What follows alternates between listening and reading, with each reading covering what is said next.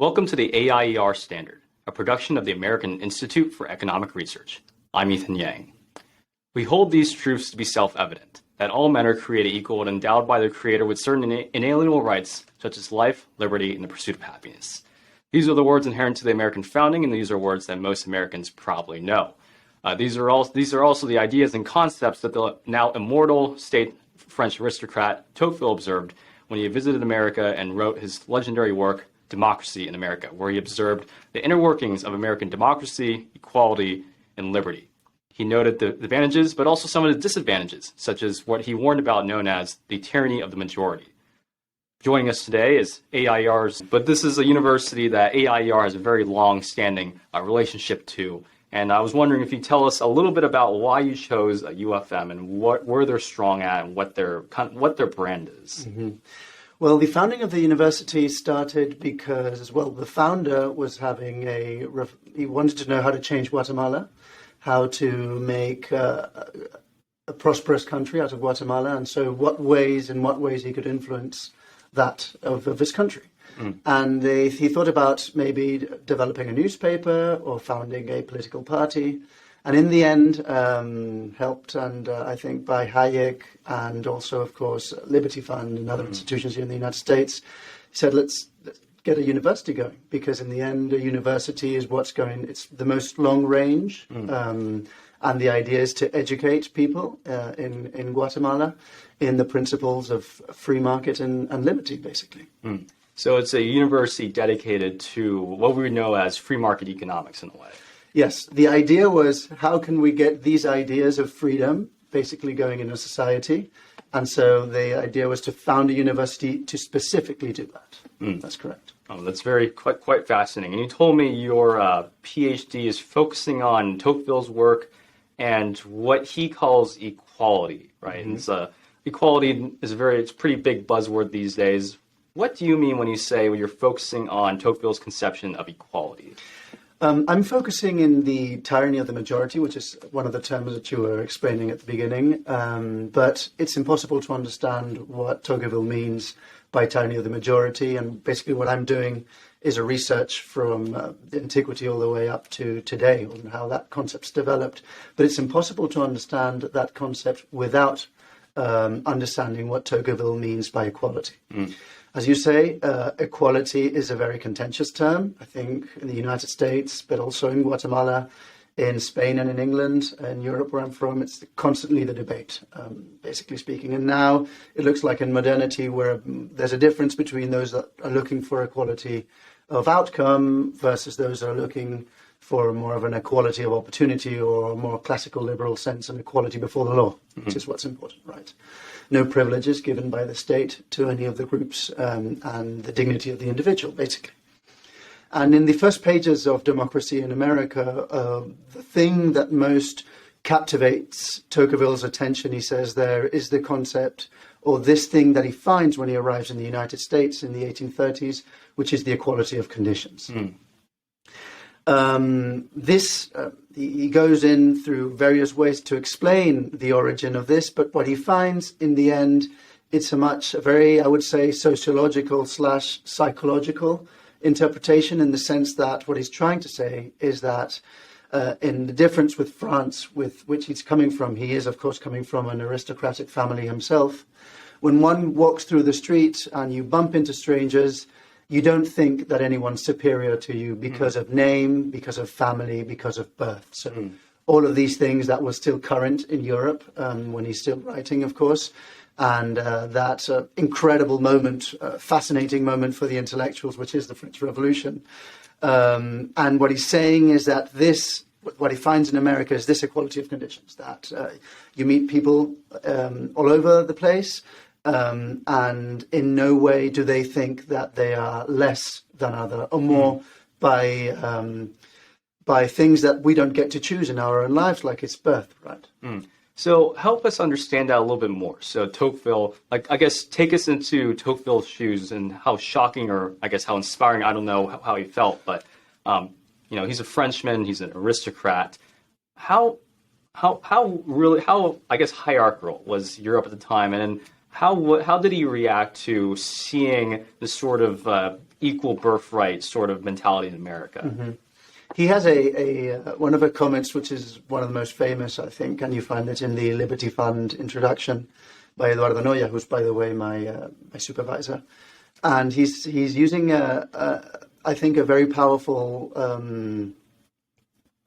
simile in saying that he feels like he's in a raft in a rapid moving river, and that everything is changing so fast with so much speed, and we're all sort of going into an abyss without being able to understand what's going on. And this is, I think, a way of interpreting or understanding not just the French Revolution, but also those post-revolutionary times in Europe when he's writing. And his two most important works are, of course, Democracy in America, but also The Old Regime and the Revolution, which is his last great book before Napoleon III comes on. But basically what he's trying to say is that he's trying to understand what's going on. And for him, the great causes of the revolution is the disparity, we could say, between what he understands as the social state of a society. We would call that society today versus the state. So the social state versus the political state or political institutions. And what's the motor of history, and this is why I find he's in the complete opposite to Marx in a way, is because he thinks that the motor of history are the mores, sort of these beliefs or these sentiments of the heart that people have. And so what you get, or what happened during the French Revolution, was that the revolution had already taken place, is saying, in the world of ideas. And what we had when the French Revolution really starts is a violent, we could say, violent clash between those world of ideas that were already pulling in some direction, but with some political institutions that were too far away from that. So it's that violent clash of the two worlds coming on at once. First with those cries of freedom, but then, of course, with all the terror and all the tyranny that's going to be developing out of the French Revolution. So this is basically what he sees the motor of history. And he says, because of the Enlightenment, because of the Christian ideas, people already thought they were the same in the world of ideas. And sort of what happens eventually in all political societies is that these ideas will have a huge impact on political institutions. And then that will create a cycle between the both. But that's more or less of the motor in history. I mean, when he arrives here in the United States, he sees the United States as a country that's sort of that has the perfect of both worlds, because it was so new, everything, and the frontier was constantly advancing, and everyone could more or less translate what they wanted to into a reality. He sort of says, the North Americans had the gift of having all of the ideas of the Enlightenment coming from Europe, of course, and of Christianity, but at the same time didn't have to fight with all of this baggage of old aristocratic families and kings and elsewhere. So in America, what you wanted to do, it could sort of be done nearly immediately. Right. So let's dive a little bit more into that, because I think you're making a very interesting structural comparison in the sense that he says, you've outlined that revolutions come from ideas. People want something, right? In a state like France, aristocratic France, monarchical France, if you want something and the king doesn't like it, then you have a disparity, and that's why you get a revolution, right? America, in a free society, if you want something, you go ahead and do it within reason, of course. So can you dive a little bit more into that, almost sort of like that political structure or argument that you're laying out? Basically, it has to do with, I mean, maybe more modern political scientists would call it vested interests, or a scale of different political groups near or influencing political power. And what you find in the United States, and what he's especially captivated by, I find when I read him, is the idea of the pioneer, who's constantly going out further, who's making a life for himself, who's preoccupied with, making it through the winter, basically. And as soon as he moves further down, his shed is again taken over by nature. And it looks like man was never there, basically. And he's captivated by, well, these societies do really have the liberty to start from zero their own political regimes. Of course, they're carrying with them what's the most important thing, the mores for Tocqueville, their traditions, their way of viewing the world, their beliefs, because for him, Christianity is going to be something that's very important in a democratic society. But they have that facility that they don't have to fight against vested interests, basically. And that gives a sort of freedom in the way that local communities organize, that it's harder to see, he was going to be saying, in the old European societies. But at the same time, he says that this work is not just a travelogue about his travels in America, it's a mirror. And this image of a mirror, I find that is very interesting, because he's saying America, in a way, is representing the future. And he's not just looking at America to, explain to the Europeans why the Americans are so great. He's also saying, well, this is what's happening in America. It's also happening in Europe, but the American represents a successful case of a transition to equality of conditions, he's going to be saying. But this is happening in over Christendom. This is why he's going to be saying that the French Revolution was not French, and it wasn't even a revolution. And everyone's like, what is he referring to by that? Of course it was French, and of course it was French, because it was a revolution.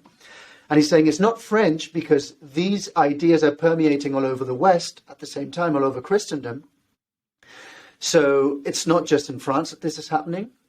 And at the same time, it's not a revolution because, as I'm saying, the key moment is not the Bastille or any of these great moments of the revolution, but what's happened before, what's happened in this world of ideas. And if one follows Tocqueville, one could really understand the importance, I think, of institutes like where we're here today, the American Institute for Economic Research, because all of these ideas, all of these sort of think tanks, institutes, research that works with ideas are key for the future of societies for Tocqueville. So it's that they spark the new ideas that bring about the future, essentially. Exactly.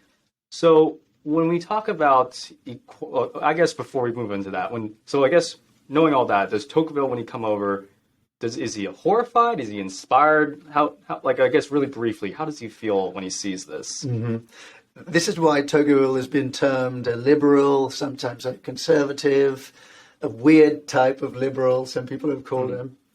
And this has to do because when he comes to the United States, I would say it's mainly a positive image he takes from the United States, but he also sees many dangers. And here, if you want to, we can come into the tyranny of the majority and the constant danger that a democratic society has with an over-centralizing political force, which is going to be the state. These are sort of some of the two main things that he's going to be most scared about. He also has some interesting anecdotic stuff that he doesn't like, perhaps. But for our conversation today, maybe we can fix onto those two things that he doesn't like. Out of equality, which is where our conversation began, he's going to be saying that now that we don't have an aristocracy and these great, figures of the Enlightenment, because if we advance into a more equal society, then what's going to happen is that individuals will not want to say that other individuals are over them, as I was beginning this conversation, but even not so intellectually, will say Tocqueville. And this is something that's negative, of course, because it is more than evident that there are people who have more time to study or who have a greater expertise on, if you hit your car, you want to be in the hands of the best surgeon when you get into the hospital. So, of course, his opinion is, or his knowledge is superior to yours in many areas. But something that's going to happen is that individuals are going to, something that's great and he's going to like because he thinks that this is a providential fact, that indeed this is where God wants society to go, in a way. But it's going to have this negative input in the sense that as we start to think that we're all equal, that's going to create an incentive in which society is going to start atomizing. We're going to have this sort of individual, that is this sort of individualism in which there's no individual, in which it's a fragile and debilitated individual who is more and more just preoccupying himself with his own life, with, getting his pay, getting his degree, making his family goes along. Basically what the political life is getting into, whether we like it or not. And that's going to create two bad incentives. On the one side, Tocqueville is going to think that that's going to permit that the state is going to start growing and growing and growing at the expense of those intermediary powers, we could say. And so we're going to arrive into a society in which it's a great state and a very atomized and separated individuals. So that's something that's very negative. And at the same time, because we don't believe that we have great thinkers that are better than us, whether we like it or not, that's also going to say, so where is the individual going to look in? And what is going to be his references when moving around in society? And that's where the tyranny of the majority starts, because what he's going to be saying is that because we're all separate and we don't have those references that help us understand political life, for example, what's going to happen is that we're all just going to say, well, public opinion. And public opinion is what everyone is going to be looking on to more or less navigate their day-to-day lives. This is something that he takes from Rousseau and other thinkers, but basically the idea is that we all need opinions. We all need other people's opinions to navigate our lives. If you needed to investigate the 100% of how everything works in your life, that's impossible. I don't know how my microwave works. I just put it in the timer and I know it gives me what I need. So. But the basic problem is that the public opinion in democratic society is going to rule over everything else. Okay. And so when it comes to this public opinion versus, I guess, an objective right or wrong, or at the very least, a more educated opinion, he's mostly speaking, I guess you can see those trends today in a sense that, for example, like price controls or monetary policy, the public would say, we want the price controls, we want inserts, whatever economic policy, and it's because more people want it than not that makes it right. Whereas an economist would say, here's all the equations, I did the research, right? This is not a good idea.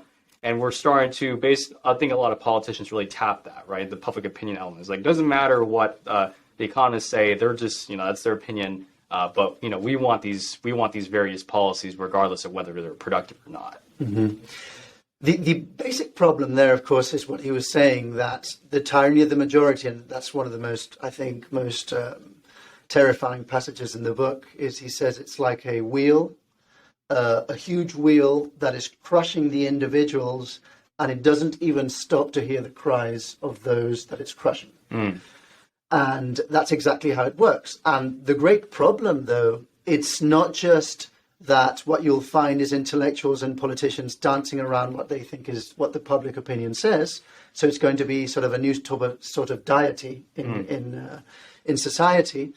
It's also that those small individuals or those intellectuals, poets, artists, whatever it is, or simple laymen that don't want to, that maybe don't share what the majority is saying in the mainstream newspapers and so on. What's very dangerous is that these small individuals that don't think that how that terrible wheel that's crushing everyone else is doing, don't want to say anything. And so he's saying old tyrannies like the old kings could, put you in jail, you could be tortured, killed, whatever it was. But it was a tyranny over your body. They couldn't do everything on your mind. Your mind was free. Even if you were in jail, you could still hold on to your beliefs. But this great tyrant, this great despotism that's created by the tyranny of the majority is a lot more, I would say, terrible because it's psychological. You don't dare, if you're in a dining table having a lunch or dinner with your friends, you don't want to be out of the group. There's such a huge pressure to conform with what the group says. So those people who think differently are not going to say anything because they're going to be scared that they might be ostracized, basically speaking. And at the same time, those that are being crushed and are trying to do something about it and are being vocal about it won't find many people who are going to help them because they're going to be scared seeing how they're treated by the tyranny of the majority, and there you can get into Twitter and how the Inquisition works in Twitter, how everyone wants to be sort of on the right side of history. And they're crushing on everyone who just sometimes is saying something that's really common sense. And sometimes we might say, hey, he's saying something that's quite sensible. But no one's going to defend him because he's seeing that he's being grinded on Twitter. And so Tocqueville would say this is derived from individualism gone wrong. Yes. And so how do you link the atomization, I guess to summarize, how do you link the atomization of the individual created by, like a good cause, like, freedom, individual liberty, how does that degrade to, I guess, what we are approaching right now? It's the atomized individual that prefers to, I guess, side with the group, whether it's right or wrong, or regardless of whether it's right or wrong. Mm-hmm. Well, here, and this is one of the most important passages in the book, is the role of associations. Just as he's going to be thinking in the old days, his old days, the aristocracy could be a balance to the king, or a separation of powers, if you want to look at it in the classical liberal term. And of course, aristocracy is going to be wiped off. He's basically saying by democracy, how can we have something like the aristocracy? So how can we have something that can balance this tyranny of the majority and at the same time the state, which is something I didn't get into, but he's going to say something that is very common in democracies is going to be, because we're constantly, something that's not wrong in itself, that each of us is trying to get along with our own freedom and do our own stuff. But how, he's going to say, that's going to provoke that the state's only going to grow and grow and grow, because the state is going to say, oh, don't worry, just focus on you, just do you, and I'll take care of, this problem. I'll also take care of your health. I'll also take, control of other areas of your life. Just be comfortable, just do you, but the state's going to grow and grow and grow and grow. And this is the problem of centralization that Tocqueville is going to be saying. So, as I was saying, the associations work as a new aristocratic body. And an association is something that he really likes, because when he's traveling around the United States, he says, the Americans join for everything. I mean, they have council meetings for everything, to where a road needs to cross, or if we need to build a new church, or whatever it is. They see the Americans are constantly getting together to do things. And this is, if one reads the book, this is one of the great things I find. It's not just an author saying, look at all the problems and society's just going to hell. He's also saying, well, there's way out of this. There's way out of this democracy that's coming, which he's not against democracy, only against some darker sides of democracy, I would say.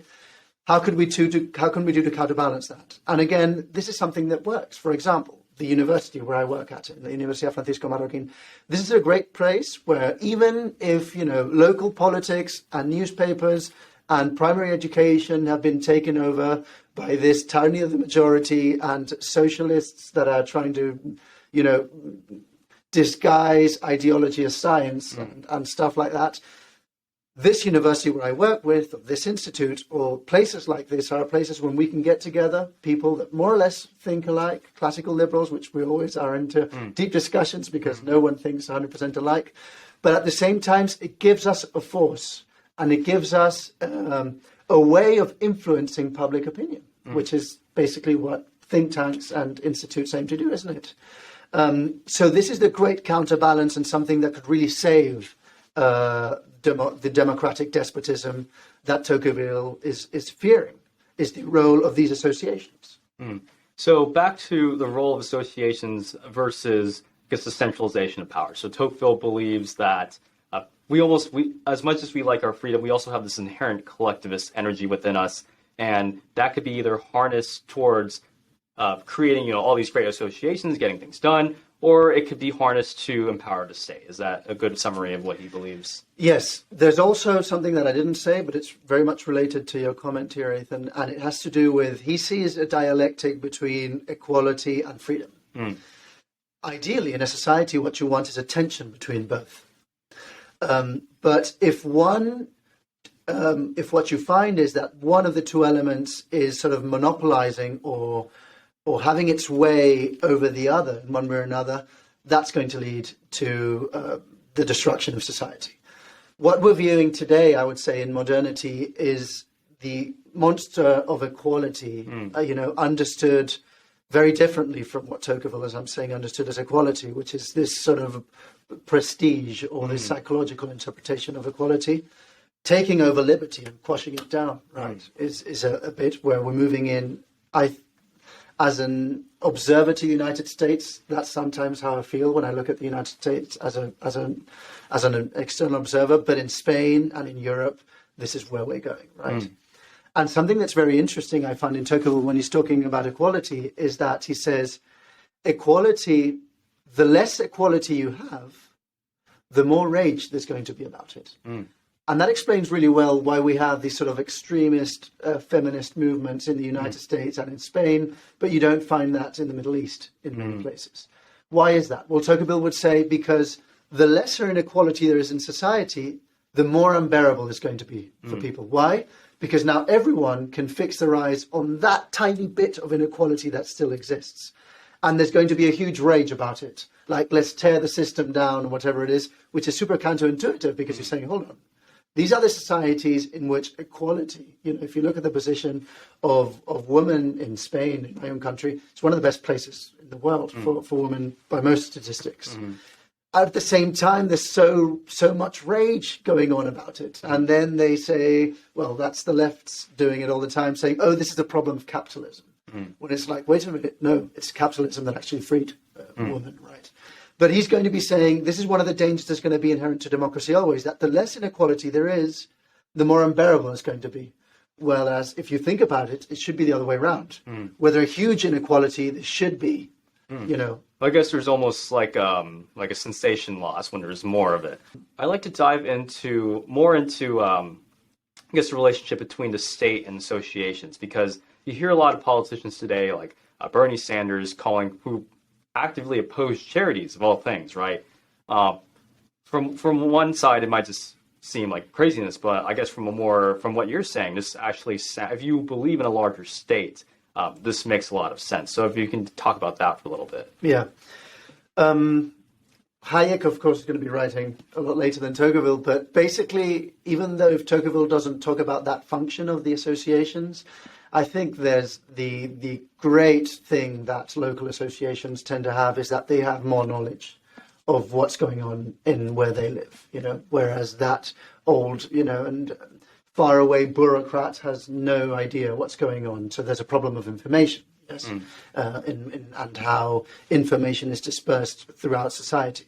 So that's one of the reasons, I think, why the importance of intermediary powers are important. But for example, Nisbet, who would be a great follower of Tocqueville in his quest for society and so on, is going to be saying that one could really explain modern society by that war that's been happening between the state and intermediary institutions, Giles, the church, whatever you name it, right? So the church understood that the main problem for the expansion of its power were these intermediary institutions, because it knew, and it's one of the tragedies, that for the state, the more isolated and inactive that we are, the better. The easier it is for the despot or the rulers in charge to get away with their laws and so on.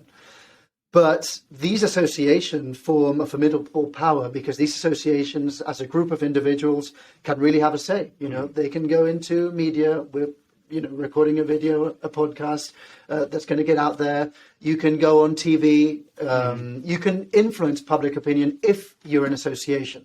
Because suddenly people say, well, if a lot of people got together for this institution, then they're representing something that's valuable for them. And it doesn't need to be a political representation. It could just be people, meeting together to read Mises or an association of bird watching, whatever it is. But the more associations we have, the more they can put pressure on public opinion and also, of course, in the political process. And this reminds me, a lot of my research at AIER focuses on China, and this is basically the flip side of the U.S., where they're cracking down on charities, nonprofits that are trying to, provide welfare and good things for society, but they recognize that if you let people organize themselves like that, what's next, right? The CCP, the government's supposed to be the welfare provider, not, Amnesty International or something like that, or the United Nations, right? So I think this is a really universal, fact about power is that if you have private associations, if you let people come together, then you have an entity besides the state that people can look to, which is fundamental for liberty, but really dangerous if you want an authoritarian system. Absolutely. So I like to, I guess, go really far back about back onto the tyranny of the majority topic. I remember before this podcast, you mentioned Athens, Plato, Aristotle. Athens, of course, was one of the first democracies. The United States was probably the more developed democracy, but Athens, was the first experiment, at least from what I can remember, right? Mm-hmm. So I think were they talking about the tyranny of majority even thousands of years ago? Not explicitly, and not like Tocqueville says it, but if one reads, for example, Plato's Republic, one is shocked by how he's viewing this same phenomenon. I mean, this is my own reading of Plato, and as you can imagine, there's probably a lot. There's a lot of discussion in the academic world about Plato's problem with democracy, although nobody argues that Plato is against democracy. That's perfectly clear. But out of my reading, and I've just published an article in a Guatemalan magazine that's joint with the University, Francisco Marroquín, and it's called Plato's Problem with Democracy. And I find, while reading him in the Republic, but maybe also in the Laws, that his main problem with democracy is that he calls it the reign of opinion. Plato thought that, to keep it short, basically, you could be either an ignorant on something, you could have an opinion on something, which is something better than ignorance, and you could have real knowledge on something, right? And he's going to be saying the problem with democracy is that it's the rule of opinion. And it is foolish to think that everyone has knowledge, because people do not have knowledge. This is why he's going to develop the theme of the philosopher king and the type of ideal state that he's going to develop. And even if we don't like his fix to the problem, there's a great philosopher, a Spanish philosopher called Ortega, who said that the classics are classics because they never refuse to die. They're always battling with us. And in this way, Plato is still relevant in this discussion because the problem that he detects is still real. If you, go out, or if I sit down with my family or friends, people who are not into the political worlds like us, perhaps, they probably just go out and vote every 4 years, and they'll do it because they like the candidate, or because he's handsome, or because they hate the other candidate. So it's a protest vote, or whatever it is. But we all know that this is not how we should be voting. That the ideal of democracy is that you have an informed citizenship, and that informed citizen is going to really study the different things and see, what's better for his country. And back in the day, Plato's already saying, wait a minute, that's not how this happens. Of course, it was a direct democracy in the 5th century BC in Athens, but his problem is going to be that it's the reign of opinion, and that opinion is modeled by groupthink. It's modeled by other factors that are not rational, basically speaking, and they're not people having this. So to get back to your question, yes, in a way, the first democracy had these problems. And I do think that the founding fathers of the United States, but also the most important reformists in Europe too, were afraid of the Athenian example, because it was a direct democracy and the mob, basically speaking. But I think that at the same time, and this is what I'm also researching, and I'll see where I get this because I'm only on my 3rd chapter at the moment, but I think that they might have underlooked this problem of democracy too. And again, to connect that with Tocqueville, this is again the importance of associations, because for Tocqueville, you needed to teach freedom, and freedom could only be taught practically. Freedom was what you do when you got into your association. You have an informal or a formal conversation with the rest of the people in the association, and you vote for things to happen. This is why local politics was so important for Tocqueville, because he says you can't expect for people to vote in the general elections very well if they're not used to handling politics at home, if they're not used to, looking at the budget of their community, etc., etc., etc. Sort of the only way in which you can educate people to have a more or less educated vote, and with this I finish, is if they've been educated at the local level. Otherwise, what you're going to get is sort of a band of cattle who just choose their shepherd every 4 years. So this brings us to guess the ultimate point is like all empires rise and fall, whether it's a democracy or an imperial system, what have you. It's this sort of democracies. This is the fine line we walk when we live in a democracy. It's either a choice between this amazing experiment in freedom and association, or the centralization of power and ultimately, authoritarianism. Is this sort of the fine line that we're walking almost basically every 4 years with our democracy? Mm-hmm. Perhaps not every 4 years, and that will depend on the elections. So, for example, some of the problems with the socialism in the 21st century, and Venezuela is a good case of that, is that you only need to elect the despot once.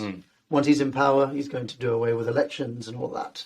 But, for example, it's interesting that Plato, and I think this is in the book 8 of the Republic, he sees not democracy as the worst system. Democracy is not the last worst system. The last one is tyranny. So he thought that democracy would always lead into tyranny. That is what Plato thought back in the day, for very interesting reasons too. But this is something that is always very important, and sort of those famous quotes that you have from the founding fathers of the price of liberty is eternal vigilance, and so on and so on. These things, I think, still ring true. And Tocqueville quotes Madison. He also quotes Jefferson and so on. But I think this is one of the important things in his book, is that he also gives you a solution for that not to happen. Because equality is something that would be raging and that would be something unstoppable. It's something, a providential fact, he's going to be saying. He sees sort of a two-way out there. One would be democracy with freedom, which is the ideal, which is what he wants to fight for, which is, by the way, why he's writing that book. And the other one would be what we could call slavery under a tyrant, or a democracy full of equality but under a huge tyrant, which would be the state, in a way or another. So he's sort of saying, this is the 1830s, this is what I'm seeing, and it'll be up to us, to the citizens in each generation, to make sure that the fight of liberty is still fought, because otherwise we'll be getting into equality under a despot. And those are some amazing words to end what has been a very fascinating podcast. Thank you so much for joining us on the show today. You're very welcome. Thank you very much. Will Ogilvie is a long-term research fellow here at the American Institute for Economic Research, and he's pursuing his PhD from UFM in Guatemala. If you liked what you heard today, make sure to follow AIER on all our various media channels such as Facebook, YouTube, Twitter, Spotify, as well as check out our website at AIER.org. If you want to support more cutting-edge researchers like Will, make sure to become a donor. All that information and more can be found at AIER.org. Thank you.